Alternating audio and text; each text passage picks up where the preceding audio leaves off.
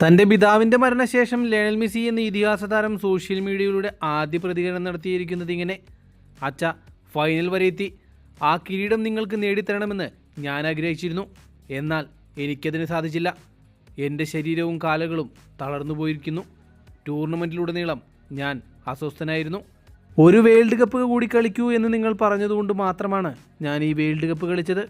പക്ഷേ വേൾഡ് കപ്പിന് കുറച്ച് ദിവസങ്ങൾക്ക് മുമ്പ് തന്നെ നിങ്ങളുടെ ശരീരസ്ഥിതി വളരെ മോശമായിരുന്നു. എല്ലാ മത്സരശേഷവും ഞാൻ നിങ്ങളുടെ മെസ്സേജിനായി കാത്തിരുന്നു. നിങ്ങളില്ലാതെ ആദ്യമായിട്ടാണ് ഞാനൊരു ടൂർണമെൻറ്റിന് പോയത്. അച്ഛനില്ലാതെ ഇനി ഞാൻ എന്താണ് ചെയ്യേണ്ടതെന്ന് എനിക്കറിയില്ല. എങ്ങനെ മുന്നോട്ട് പോകണമെന്നും എനിക്കറിയില്ല. കളിക്കളത്തിൽ ഇനി എത്ര കാലം ഞാൻ തുടരാൻ സാധിക്കുമെന്നുള്ള കാര്യത്തിൽ എനിക്കിപ്പോൾ സംശയമുണ്ട്.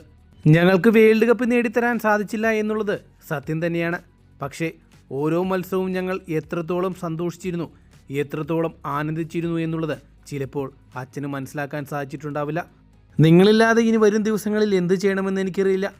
എങ്ങനെ മുന്നോട്ട് പോകണമെന്നുള്ള കാര്യത്തിലും എനിക്കൊരു നിശ്ചയവുമില്ല.